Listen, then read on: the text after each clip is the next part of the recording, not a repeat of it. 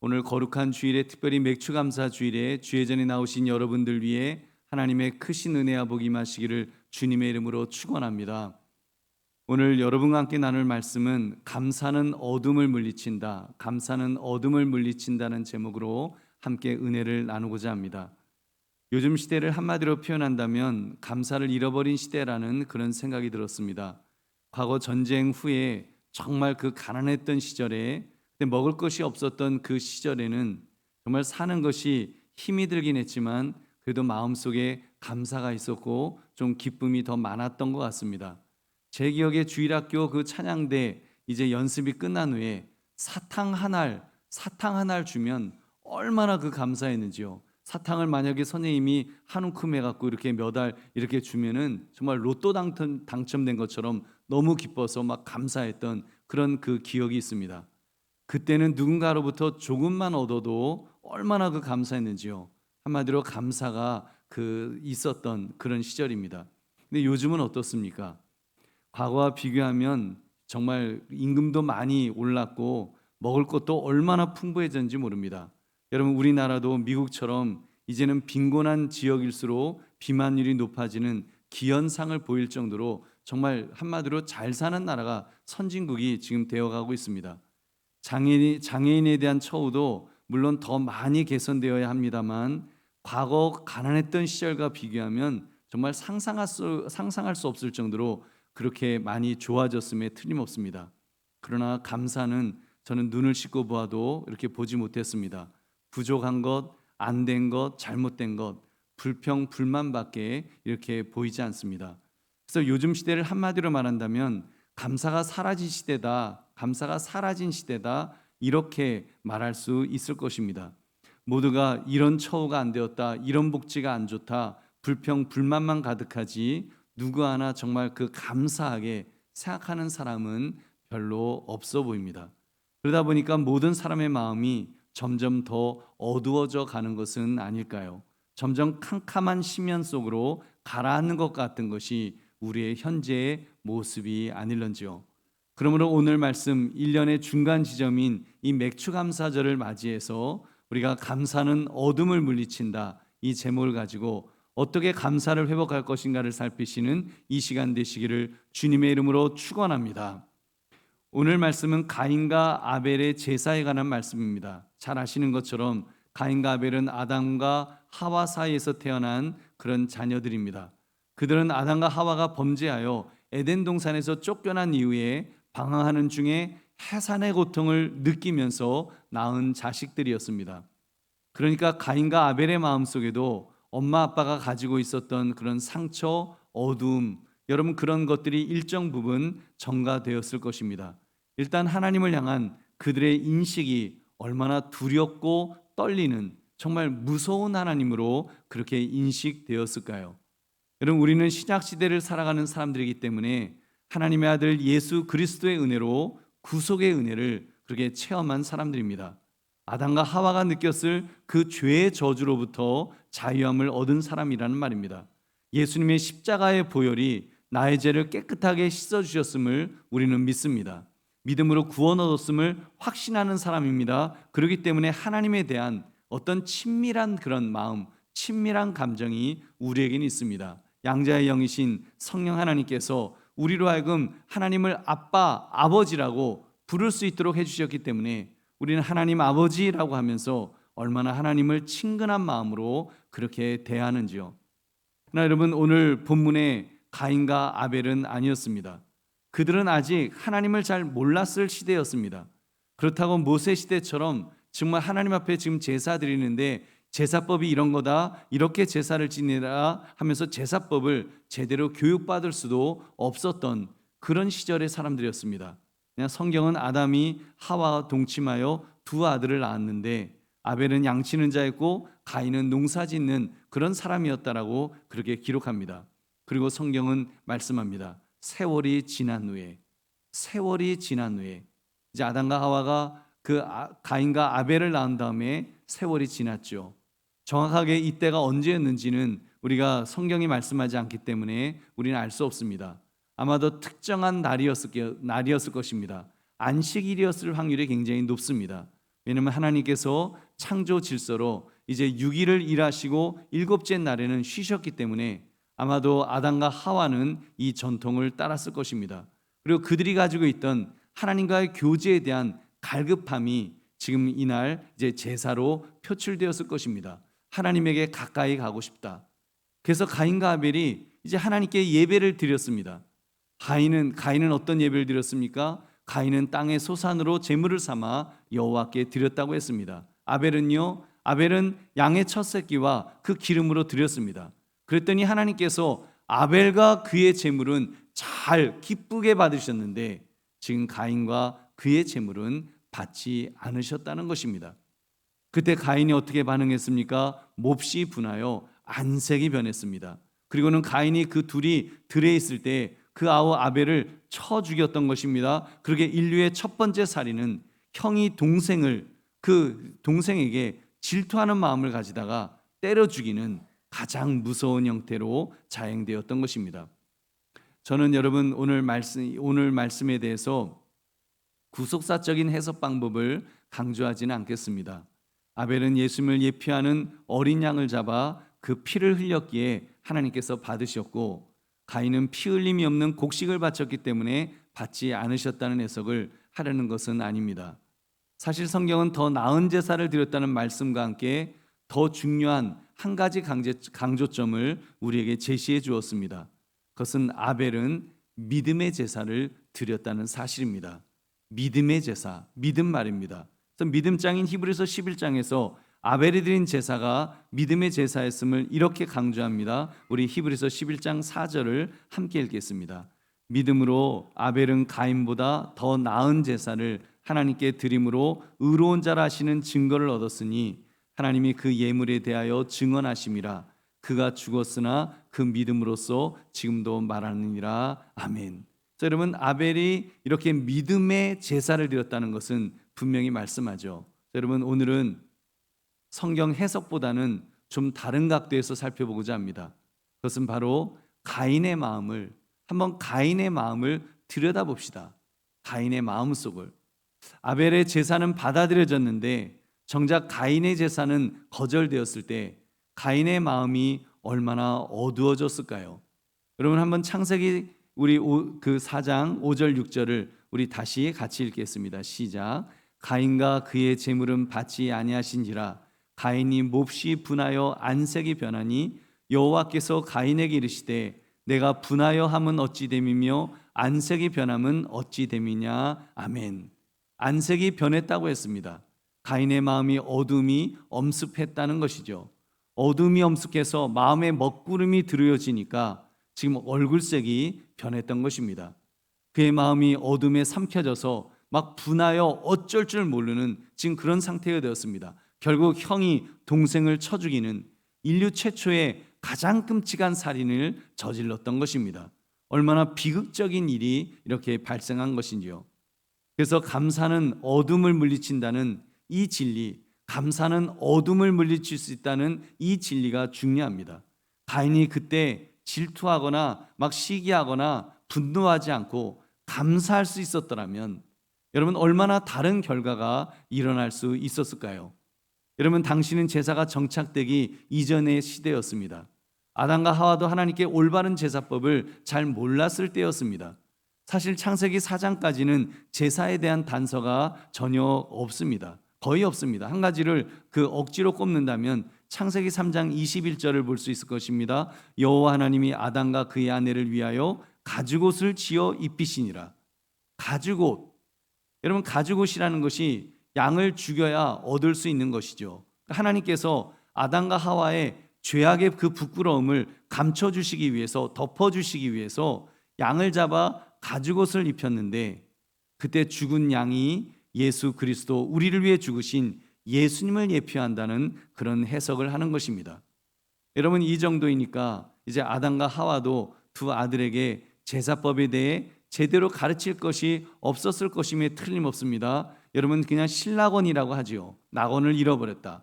지금 에덴 동산에서 쫓겨난 아담과 하와가 얼마나 상실감이 컸을까요?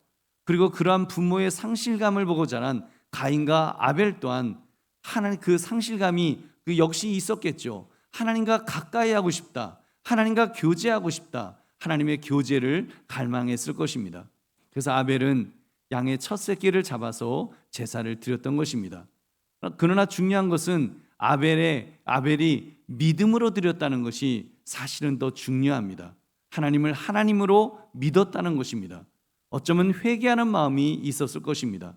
새끼 양을 잡으면서 그 양이 숨이 끊어지는 것을 보며 죄악의 결과가 얼마나 끔찍한가를 직감적으로 영적으로 느꼈을 것입니다. 그리고 용서를 구하지 않았을까요? 하나님, 우리 아버지 어머니가 저질렀던 그 선악을 알게 하는 나무의 실과를 따먹어서 쫓겨났던 그 죄악을 볼 때 하나님, 저도 죄인입니다, 저의 죄를 용서해 주세요, 이런 마음이 아마 그 죽은 양이 죽어가는 모습을 보면서 아마 느꼈을 것입니다. 여러분, 그것이 바로 믿음으로 드리는 제사의 모습이 아니었겠습니까? 믿음으로 아벨은 가인보다 더 나은 제사를 하나님께 드림으로 의로운 자라 하시는 증거를 얻었으니, 여러분, 조금 더 비약을 해본다면 아벨은 직감했을 것입니다. 자신이 하나님께 받아들여지기 위해서는 의롭다 하심을 받아야 되는데 그 의를 얻기 위해서 정말 어린 양이 죽어야 된다, 자기의 죄값을 대신 어린 양이 치루어야 된다, 그런 어떤 영적인 그 필요를 느꼈을 것입니다. 그런 연고로 하나님께서 아벨의 제사는 받으셨습니다. 그래서 그 제물이 하나님께 잘 올라갔습니다. 그 광경을 아벨만 본 것이 아니라 아마 가인도 보았겠죠. 적어도 들었겠죠. 그런데 여러분, 가인의 제사는 어떻게 되었습니까? 하나님이 받지 않으셨어요. 하나님께서 가인의 제물은 거절하셨습니다. 그러니까 거절당한 거예요. 가인도 나름대로 하나님 앞에 가까이 가고 싶었는데 거절당했어요. 하나님께서 거절하신 것으로 보아서 가인이 참 믿음을 가졌다, 그렇게 볼 수는 없겠죠. 믿음으로 제물을 드리지 않았음에 틀림없습니다. 가인도 만약 믿음으로 드렸다면 하나님은 틀림없이 받으셨을 것이라고 믿습니다.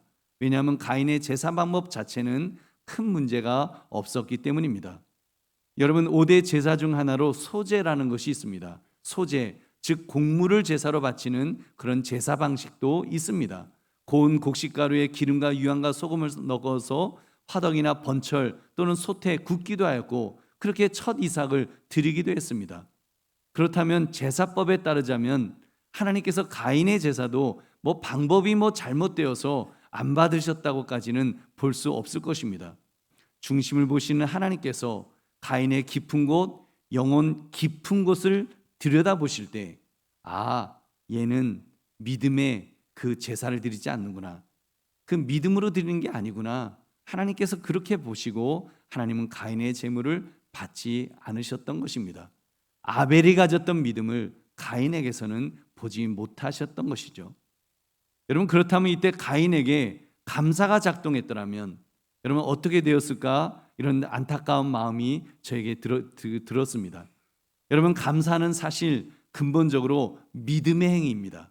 믿음의 행위, 믿음의 눈으로 바라보면서, 어떤 매사를 믿음의 눈으로 바라보면서 정말 하나님께서 하셨다, 하나님이 하실 것이다, 하나님을 연관 짓는, 그래서 하나님의 섭리를 생각하면서 그 믿음의 눈으로 바라보면 여러분, 우리가 어떤 일, 매사에 감사할 수 있는 줄 믿으시기 바랍니다. 여러분, 아무튼 가인에게도 아벨만큼은 아니어도 겨자씨만한 믿음이 있었더라도, 그래서 감사가 작동했더라면, 그 감사가 그의 마음속에서 작동했더라면 그의 얼굴색이 변하지는 않았겠죠. 그 상황은 물론 화를 낼 수도 있겠지만 믿음의 사람으로서 오히려 감사했어야 될 상황이 되었을 것입니다. 아벨 축하한다. 아벨아, 내 동생 아벨 축하한다. 하나님께서 너의 제사라도 그래도 잘 받으셨구나. 정말 우리가 어떻게 하나님에게 제사를 드려야 되는지 잘 모르겠는데, 너의 제사를 받아들인 걸 보니 어떻게 제사를 드렸니? 나도 너를 따라서 그렇게 제사를 드려서 하나님이 기뻐하시는 그런 제사를 올려드리고 싶다. 여러분, 아벨이 그랬어야 됐습니다. 만약 아벨이 그렇게 했더라면 하나님께서 가인에게도 큰 복을 주셨을 것입니다. 여러분, 이런 경우를 한번 우리의 경우에서 한번 생각해 보십시오. 그 질투하는 마음이냐, 감사하는 마음이냐. 여러분, 한번 제가 목사니까 목사인 사람은 갈망이 있습니다. 어떤 갈망이 있는가 하면, 하나님, 사도행전에 기록된 그런 이적의 역사들, 막 안진뱅이가 일어나고 막 죽은 자가 살아나는 그런 역사가 정말 목회자를 통해서 저를 통해서 일어났으면 좋겠습니다. 이런 그 강한 어떤 그 소원이 있습니다. 여러분, 그런 능력을 달라고 기도도 수없이 그렇게 해보았습니다. 근데 잘 안 일어납니다. 물론 가뭄에 콩나듯이 그것도 희미하게 어쩌다가 일어날 때도 있었습니다만 오래전 일이고 사실 잘 안 일어나요. 그래서 보수주의 신학자들은 그 사도행전이 이제 성경이 기록되는 특별 계시가 종결되면서 그런 사도행전의 이적도 이제는 끝났다, 그렇게 또 해석을 하기도 합니다. 그래서 이제는 이적이라는 것이 아니라 기도 응답 정도만 일어난다, 이렇게 해석을 합니다.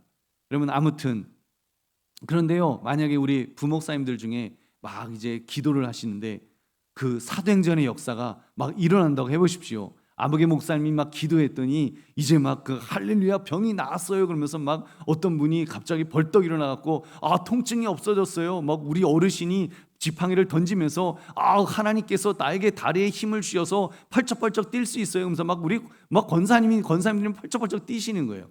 여러분, 그런 기적이 막 이제 이적의 역사가 막 나타나면 여러분, 제가 어떻게 반응을 할까요? 저는 기도했는데도 믿습니다고 기도했는데도 아무 능력이 안 나타나는데 막 나타나는 거예요. 여러분, 어떻게 반응할까요? 여러분, 한번 제 얼굴색이 변해야 될까요? 그래서 그런 이적을 행한 부목사님에게 너 이리 와봐. 담임 목사인 나도 못하는 신유의 능력을 그렇게 척척 행해? 그래서 화장실 따라와. 그래서 아니 화장실에 가서 쳐서 돌아가시게 가인처럼 그렇게 만들어야 될까요? 여러분, 아닙니다. 절대로 아니에요. 여러분, 감사가 작동을 한다면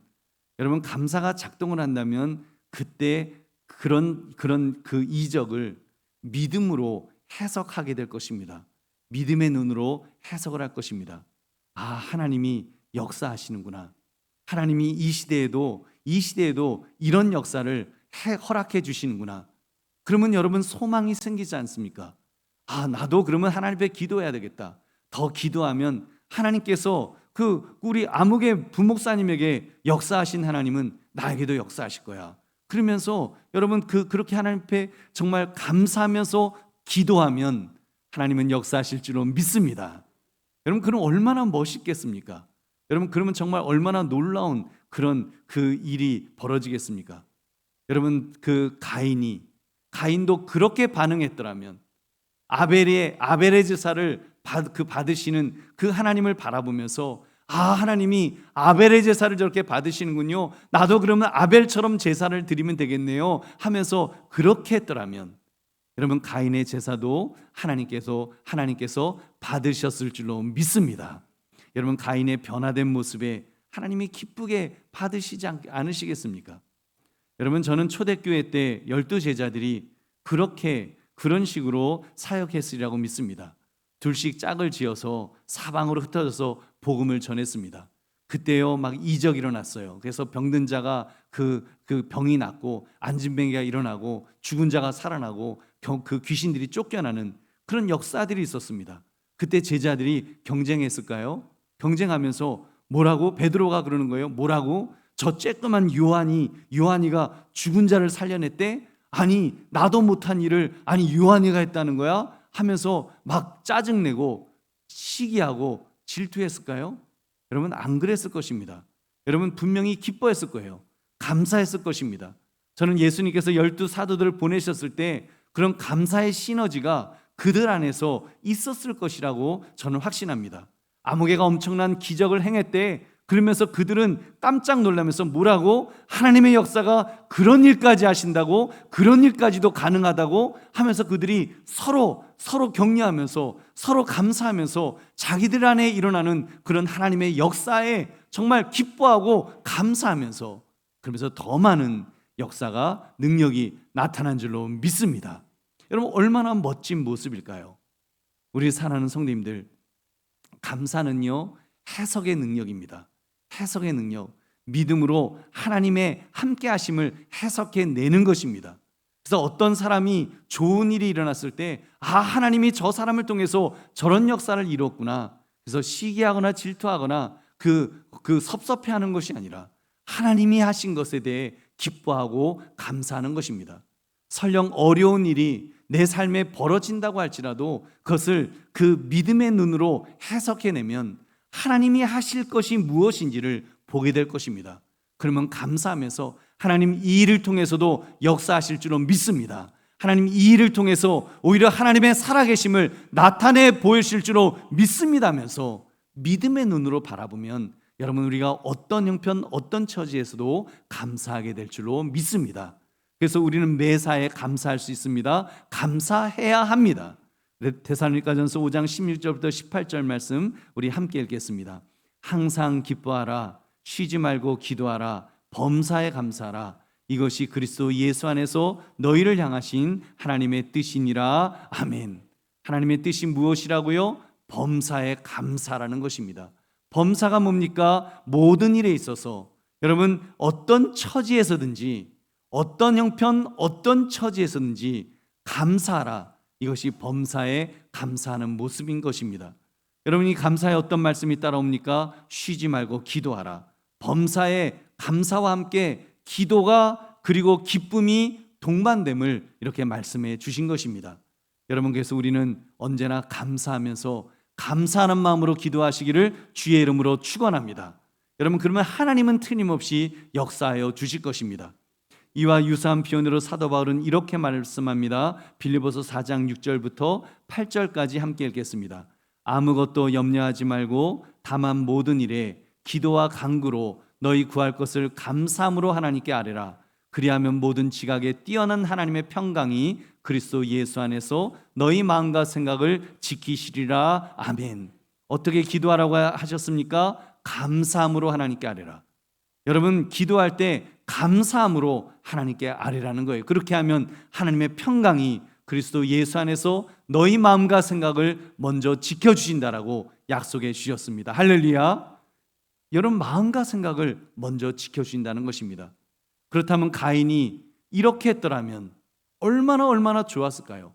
가인이 그가 자기의 재물이 받아들여지지 않았을 때 그럼에도 불구하고 그래도 염려하지 않고 속상해하지 않고 아벨의 제사라도 받아들여진 것에 그가 감사했더라면, 그래서 감사하면서 기도하면서 자기 예물도 하나님 받아주세요 하는 마음으로 그렇게 그가 감사함으로 아뢰었더라면 여러분 하나님께서 가인의 마음과 생각을 지켜주셨을 것입니다. 가인의 마음을 생각을 지켜주셨을 것입니다. 아벨을 죽이는 비극의 주인공이 결코 되지 않았을 것입니다. 여러분 아니 그의 재물도 아벨의 재물처럼 하나님이 흠양하셨을 것입니다. 두 형제가 정말 멋지게 하나님께 예배드리는 여러분 정말 제2의 에덴 동산을 만들었을 것입니다.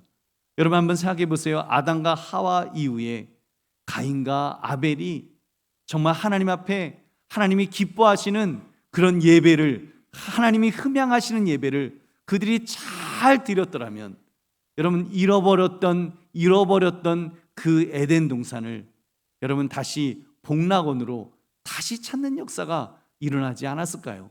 정말 그곳이 에덴 동산과 같은 정말 하나님을 찬양하는 가장 아름다운 곳이 될 수 있지 않았을까요? 여러분 가인이 감사하지 못하고 시기하고 질투 속에 그렇게 빠졌을 때 형이 동생을 죽이는, 그래서 세상을 더 지옥으로 만드는, 지옥을 더 지옥으로 만드는 비극의 주인공이 되었던 것입니다. 여러분 그런 점에서 우리는 감사가 생활화되시기를 주의 이름으로 축원합니다. 우리는 우리의 삶의 모든 사건들을 여러분 믿음의 눈으로 해석하셔서 여러분 감사가 회복되시기를 다시 한번 주의 이름으로 축원합니다. 여러분 저는 어제 우리 한강교회 권사님들을 뵈면서 그런 마음이 들었습니다. 우리 권사님들의 마음속에 그 감사의 마음이 있구나, 믿음으로 해석해내는 그런 힘이 있으시구나, 이런 것을 이렇게 느낄 수가 있었습니다. 사실 어제 자동차 사고가 크게 있었습니다. 어제 권사회에서 청계산 기도원에 가서 뜨겁게 기도하시고 이제 스타렉스를 타고 돌아오는 중에 경부고속도로에서 이제 버스가 뒤에서 이렇게 받는 바람에 차뒤 왼쪽이 부서지고 범퍼가 떨어져 나가고 유리창이 박살이 나는 그런 그 그 작지 않은 사고가 있었습니다. 더구나 그 차에 9명의 권사님들이 타고 계셨습니다. 세상적으로 표현하면 그래도 불행 중 다행이라고 크게 부상당한 분은 없으셨습니다. 유리 파편이 튀어서 두 분 권사님들이 앰뷸런스에 이렇게 실려 순창한 병원으로 오시는 해프닝도 있었지만 가벼운 처치로 해결이 되었습니다. 저도 얼마나 놀랐는지 모릅니다. 사고당한 그룹이 아직 교회로 이제 돌아오시기 전에 아래층 친교실 이제 그 사고 친교실이 사고 수습 대책 본부가 되어서 꾸려져서 이제 어느 한 분 권사님과 이 대화를 나누는데 이렇게 말씀해 주셨습니다. 목사님, 사색이 되신 것 같은데 너무 염려하지 마세요 그러시더라고요. 그래서 저 염려 안 해요. 근데 제 얼굴에 쓰였는지 염려하지 마세요 하면서 한강교회가 정말 권사님들이 모여서 뜨겁게 기도하니까 사단이 역사한 것 같습니다. 하나님이 지켜주셨잖아요. 더 큰 은혜를 주시려는 그런 징조일 것입니다 하면서 그런 말씀을 해주시는데 제게 얼마나 큰 위로와 그 힘이 되었는지 모릅니다. 할렐루야. 여러분, 그러면서 한 분 한 분 교회로 이제 권사님들이 이제 돌아오셨어요. 오셨는데 모두가 감사라는 말씀밖에 이렇게 하지 않으셨습니다. 여러분, 뭐 지금 이제 하룻밤 주무시고 나니까 이제 뭐 막 몸 여기저기 아프신 데가 이제 있으신 분들이 계십니다. 여러분, 많이 기도해 주시면 하나님이 회복시켜 주실 줄로 믿습니다. 여러분, 그리고 정말 그런 상황 사진을 봤어요. 차가 이렇게 부딪힌 곳을 보면서 아찔하다는 생각이 들더라고요. 이게 한쪽을 받으면 사람이 깜짝 놀라면은 핸들을 확 돌릴 수가 있잖아요. 피한다고 핸들을 확 어이구 하면서 핸들을 확 돌렸으면 정말 더 큰 사고로 이어질 수도 있었는데, 그리고 여러분, 우리 트라우마 있지 않습니까? 버스가 터널로 들어가다가 졸던 운전기사가 그냥 그 차들을 몇 대를 깔았던, 여러분 그런 그 영상을 아마 보신 분들은 트라우마가 있으실 거예요. 저도 그런 트라우마가 있는데 그래도 감사하게 그 버스 기사가 급브레이크를 밟아서 그래도 사고가 크게 나지 않도록 한 것도 하나님의 은혜인 줄로 믿습니다. 여러분, 우리는 그렇게 우리에게 벌어진 사건을 그 해석해내는 그 눈을 가져야 됩니다. 세상 사람들 같으면 뭐 네가 잘했니, 내가 잘했니 하면서 잘못을 따지고 그렇게 뭐 재수가 없네, 그렇게 할 거예요. 그렇게 생각할 거예요. 그렇지만 여러분, 우리 믿음의 사람들은 여러분 그렇게 보는 것이 아니라 우리는 그 속에서 하나님이 하신 역사들을 우리는 바라봐야 될 줄로 믿습니다. 그래서 하나님께서 그 핸들을 붙들어 주셔서 지켜 주셔서 그래도 그런 어려움 속에서도 그렇게 그만큼 하나님이 보호해 주신 줄로 믿습니다. 그리고 그것을 우리가 감사함으로 또 감사함으로 기도하면 하나님은 더 선하게 이끌어 주실 것입니다. 우리 권사님들도 깨끗하게 회복시켜 주실 줄로 믿습니다. 그렇게 여러분 함께 기도하시기를 여러분 꼭 부탁을 드리겠습니다. 우리 보배로 오신 성도님들, 여러분 우리의 삶에 일어난 일들마다 여러분 그렇게 해석해 냅시다. 믿음의 눈으로 그렇게 해석해 내자는 것입니다. 그러면 감사가 나올 것입니다. 하나님이 역사하신 것들을 바라보시고 또 하나님이 역사하실 것을 바라보면서 우리의 마음속에 감사가 넘치게 될 것입니다. 여러분, 저는 이번 재개발 속에 있는 한강교회도 감사의 차원에서 감사의 시각에서 앞으로 닥칠 변화를 맞이하겠다 이렇게 결심을 했습니다. 사실 한강교회는 한 번도 경험해 보지 못한 이런 그 길을 가게 될 것입니다. 한강교회는 이곳에 건립되어서 천막교회에서 시작해서 이렇게 두세 번 건축을 통해서 이곳에 지금까지 66년 동안 신앙생활을 우리가 잘 해올 수 있었습니다. 한 번도 이곳을 떠나본 적이 없었죠. 그런데 이제 재개발로 인해서 66년을 지켜왔던 이 땅을 떠나야 할 시점이 다가오고 있습니다. 이제는 관리 처분 인가가 났기 때문에 재개발의 시계가 정말 빠르게 돌아갈 것입니다.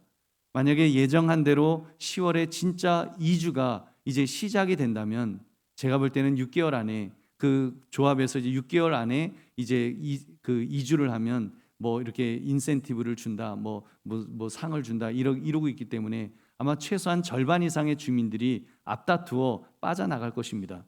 우리 교회도 바로 옆 대토 부지를 잘 받았습니다만 아무튼 이곳은 이제 비워줘야 됩니다. 그래도 감사하게 교회 바로 가까운 곳에 그것도 아주 설계도 굉장히 아주 좋은 위치로 이제 이 어차피 이 지형은 다 바뀝니다. 뭐 15m 더 깎는다 그래요. 이렇게 많이 깎고 뭘 하는 굉장히 이제 지각 변동이 일어날 텐데 그 속에서 그래도 한강교회를 좋은 위치로 이렇게 주기로 지금 협상을 계속 하고 있습니다. 여러분 그리고 이제 우리도 이제 그러기 위해서는 이주하고 철거하고 교회를 건축할 때까지 적어도 한 최소한 한 뭐 4년 5년 이렇게 이상을 임시 예배 처소에서 우리가 버티고 있어야 할지도 모르겠습니다. 여러분 교회 주변에서 평생을 사셨던 그 원주민들, 우리 교우들은 정말 낯선 곳을 이제 찾아서 이제 이사를 나가셔야 될 것입니다.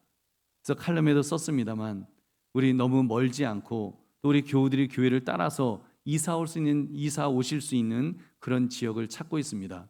저에게도 여러분들이 여쭈십니다. 어디로 갈 거냐고. 그래서 그 교회가 가면 그거 따라오시겠다고 그렇게 말씀하십니다. 그래서 근데 사실 여러분 이사라는 것이 그렇지 않습니까? 이게 뭐 한두 달 안에 그냥 뭐 이사하겠다 그러고 척하고 갈 수 있는 것이 호텔 예약하듯이 되는 것이 아니잖아요. 여러분 그래서 교회가 먼저 임시 예배 처소를 결정해서 성도님들이 따라오실 수 있도록 장로님들과 지금 열심히 찾고 있습니다. 여러분 하나님께서 가장 좋은 길로 예배해 주실 줄로 믿습니다. 여러분 저도 사실 하나님께 원망할 때도 있었습니다. 여러분 용서하시고 들으십시오. 이놈의 재개발이라는 말을 아주 입에 달고 그렇게 산 적도 있었습니다. 왜냐하면 목회를 제가 한강교회에서 지금 18년을 저의 젊은 어떻게 보면 제일 그 황금기의 시간을 18년을 보냈는데 이제 다시 해처무효식으로 컴퓨터로 말하면 열심히 프로그램을 하고 있는데 갑자기 리셋해 갖고 다시 초기화시키는 이제 그런 상황을 우리는 맞이할 것입니다. 그러나 지금은 그래도 감사가 있습니다. 왜냐하면 이런 과정을 통해서 교회의 가치가 무엇인지를 깨닫도록 해주셨기 때문입니다. 교회 건물이 그게 가치가 아니라 여러분 정말 한 영혼, 여러분 한 분 한 분이 가장 소중한 가치인 줄 믿으시기 바랍니다.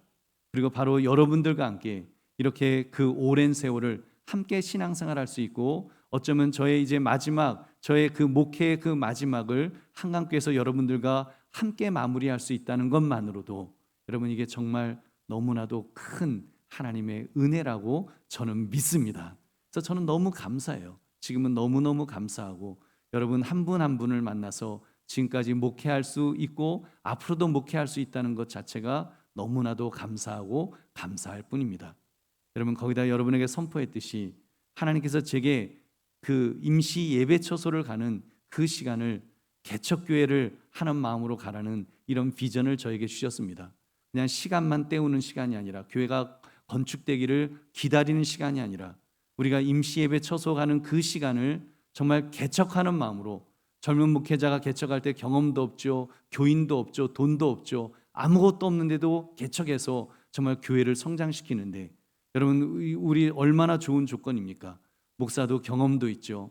정말 기도원의 300명 용사 같은 우리 장로님, 권사님, 집사님, 우리 성도님들이 계시죠. 돈도 있죠. 우리가 무얼 못하겠습니까?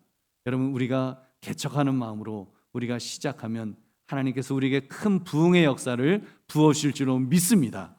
여러분 그러기 때문에 우리 다른 것 때문에 여러분 너무 걱정하지 마시고 우리 참으로 주님 앞에 기도합시다. 감사함으로 기도하면서 우리 억울하다. 왜 우리가 여기서 잘 있을 수 있는데 왜 우리가 떠나야 되냐? 그런 여러분 그런 억울한 마음보다 하나님은 또 합력하여 선을 이루시겠지 하면서 우리가 기도하면 하나님은 분명히 우리에게 가장 좋은 길을 열으실 줄로 믿습니다.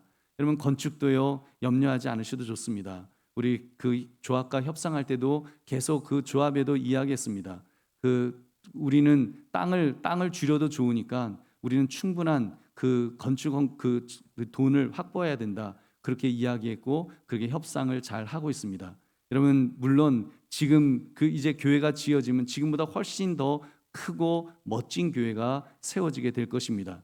예배당만 큰 교회가 아니라 정말 성도들이 머무르고 사용할 수 있는 꼭 필요한 공간들이 가득 찬 그런 교회를 만들 것입니다.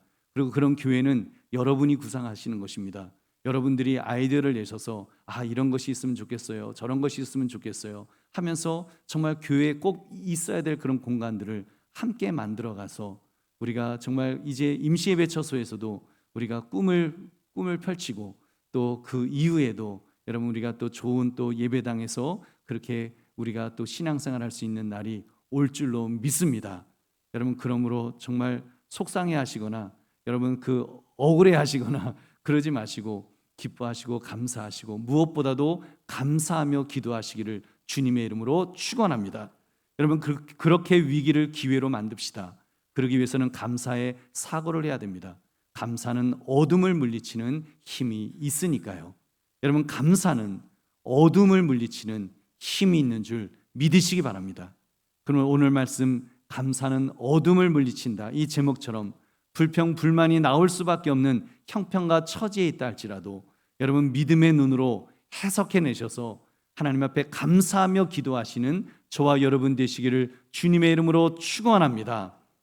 우리 함께 기도하겠습니다. 오늘 말씀 생각하시면서 하나님 그렇게 감사하며 기도하며 살아가는 믿음의 장부 되게 해달라고 우리 주여 한번 외치고 기도하겠습니다. 주여 하나님 아버지 감사합니다. 오늘 주신 말씀 앞에 하나님 아버지